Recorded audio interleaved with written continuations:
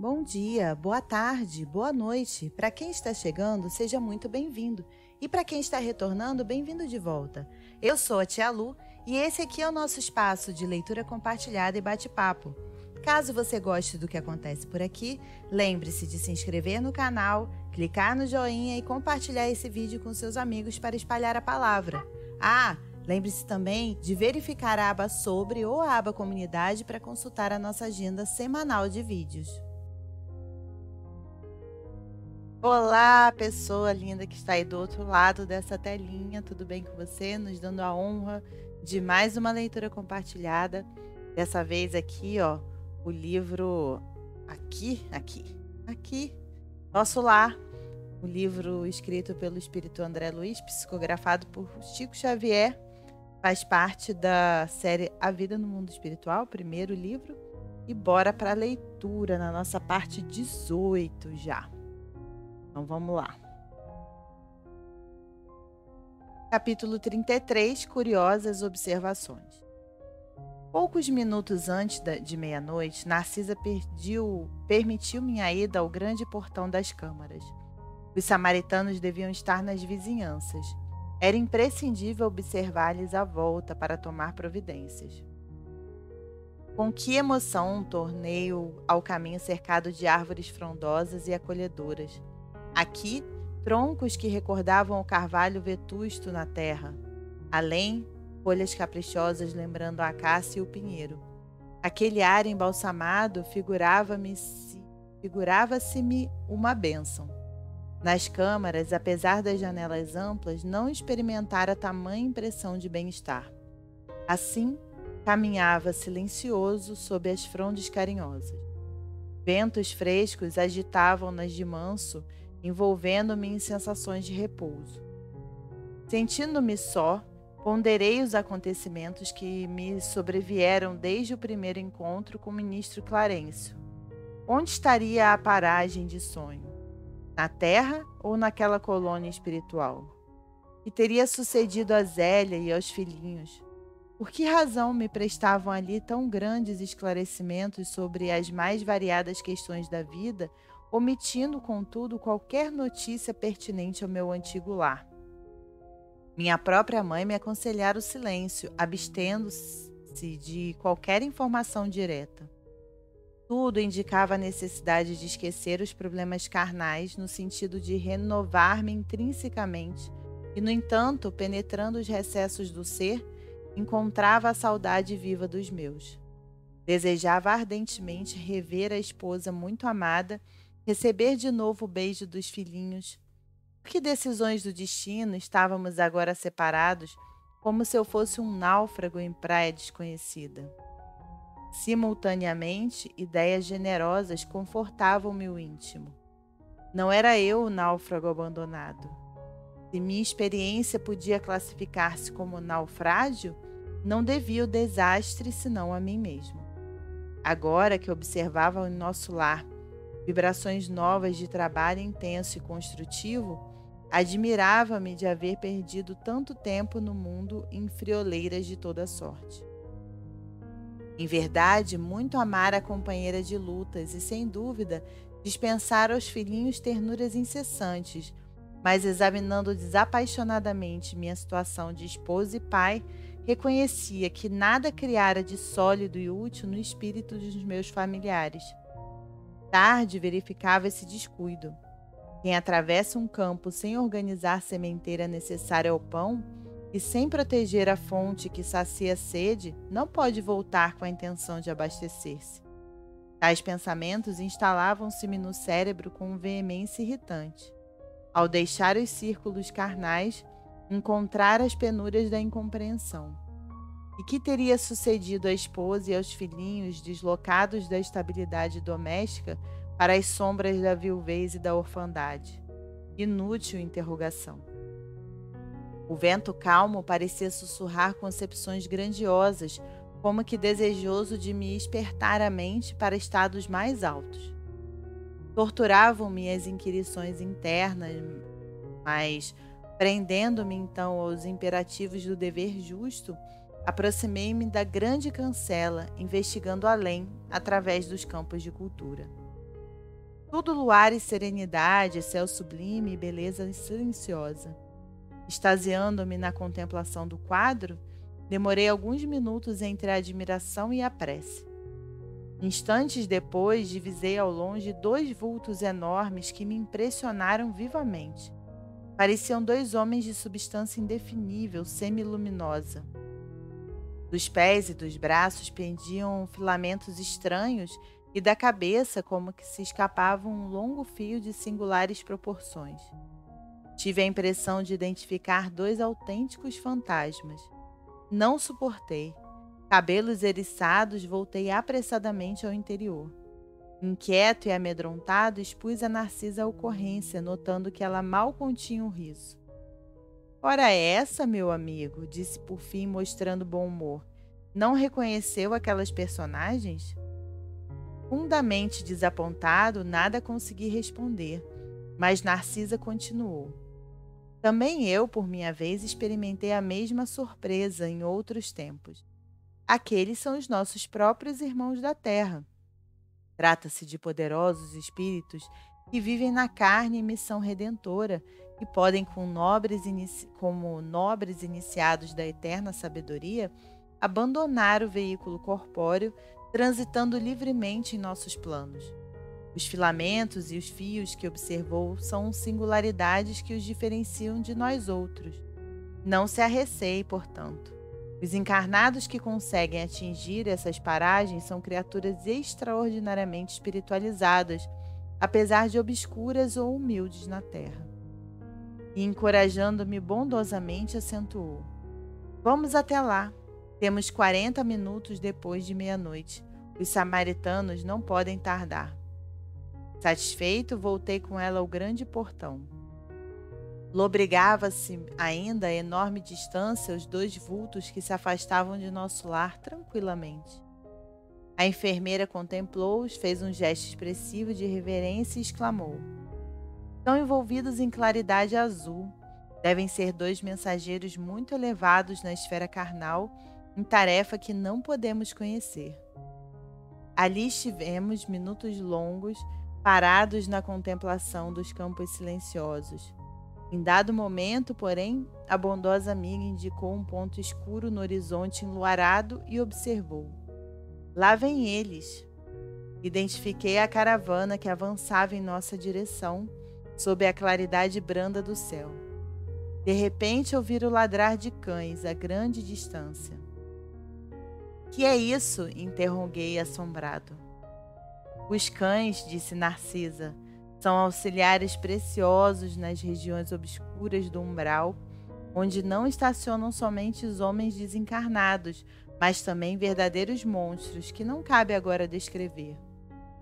A enfermeira, em voz ativa, chamou os servos distantes, enviando um deles ao interior, transmitindo avisos. Fixei atentamente o grupo estranho que se aproximava devagarinho. 6 grandes carros, formato diligência, precedidos de matilhas de cães alegres e bulhentos, eram tirados por animais que, mesmo de longe, me pareceram iguais aos muares terrestres. Mas a nota mais interessante eram os grandes bandos de aves de corpo volumoso que voavam a curta distância acima dos carros, produzindo ruídos singulares. Dirigi-me incontinente a Narcisa, perguntando: onde o aeróbus? Não seria possível utilizá-lo no umbral? Dizendo-me que não, indaguei das razões. Sempre atenciosa, a enfermeira explicou: questão de densidade da matéria. Pode você figurar um exemplo com a água e o ar. O avião que fende a atmosfera do planeta não pode fazer o mesmo na massa equórea. Poderíamos construir determinadas máquinas como o submarino, mas, por espírito de compaixão pelos que sofrem, os núcleos espirituais superiores preferem aplicar aparelhos de transição. Além disso, em muitos casos, não se pode prescindir da colaboração dos animais. Como assim? Perguntei surpreso. Os cães facilitam o trabalho, os muares suportam cargas pacientemente e fornecem calor nas zonas onde se faça necessário.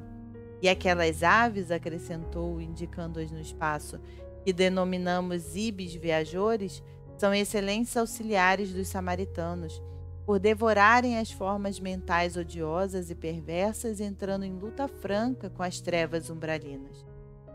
Vinha agora mais próxima à caravana. Narcisa fixou-me com bondosa atenção, rematando. Mas no momento o dever não comporta minudências informativas. Poderá colher valiosas lições sobre os animais, não aqui, mas no Ministério do Esclarecimento, onde se localizam os parques de estudo e experimentação. E distribuindo ordens de serviço aqui e acolá, preparava-se para receber novos doentes do espírito. E esse trechinho, a gente vai ler o capítulo 34, mas esse trechinho me esclareceu muito depois com outras elucidações que eu tive sobre uma certa criança que tem consigo como uma certa criança espiritual que tem como companheiro um cachorro grande, preto e marrom. Uma criança muito querida que depois eu fui entendendo um pouco mais porquê desse cachorro e não uma boneca, como as crianças espirituais geralmente pedem, e ela querer o cachorro. Capítulo 34, com os recém-chegados do umbral. Estacaram as matilhas de cães ao nosso lado, conduzidas por trabalhadores de pulso firme. Daí a minutos, estávamos todos enfrentando os enormes corredores de ingresso às câmaras de retificação. Servidores movimentavam-se apressados, alguns doentes eram levados ao interior sob amparo forte. Não somente Narcisa, Taluche e outros companheiros se lançavam à lide, cheios de amor fraternal, mas também os samaritanos mobilizavam todas as energias no afã de socorrer. Alguns enfermos portavam-se com humildade e resignação, outros, todavia, reclamavam em altas vozes. Atacando igualmente o serviço, notei que uma velhota procurava descer do último carro com muita dificuldade. Observando-me perto, exclamou espantada: "Tenha piedade, meu filho, ajude-me por amor de Deus." Aproximei-me com interesse. "Cruzes, credo", continuou benzendo-se. "Graças à providência divina, afastei-me do purgatório. Ah, que malditos demônios lá me torturavam! Que inferno! Mas os anjos do Senhor sempre chegaram." Ajudei-a a descer, tomado de extrema curiosidade. Pela primeira vez ouvia referências ao inferno e ao purgatório, partidas de uma boca que me parecia calma e ajuizada. Talvez obedecendo mais à malícia que me era peculiar, interroguei: "Vem assim de tão longe?" Falando desse modo, afetei ares de profundo interesse fraternal, como costumava fazer na terra, olvidando por completo naquele instante as sábias recomendações da mãe de Lísias. A pobre criatura, percebendo o meu interesse, começou a explicar-se. "De grande distância. Fui na terra, meu filho, mulher de muitos bons costumes. Fiz muita caridade, rezei incessantemente como sincera devota, mas quem pode com as artes de Satanás? Ao sair do mundo, vi-me cercada de seres monstruosos que me arrebataram em verdadeiro torvelinho. A princípio, implorei a proteção dos arcanjos celestes. Os espíritos diabólicos, entretanto, conservaram-me enclausurada. Mas eu não perdi a esperança de ser libertada, de um momento para o outro, porque deixei uns dinheiros para a celebração de missas mensais por meu descanso. Atendendo ao impulso vicioso de perseguir assuntos que nada tinham que ver comigo, insisti: "Como são interessantes as suas observações, mas não procurou saber as razões de sua demora naquelas paragens?" "Absolutamente", respondeu, persignando-se. "Como lhe disse, enquanto estive na terra, fiz o possível para ser uma boa religiosa.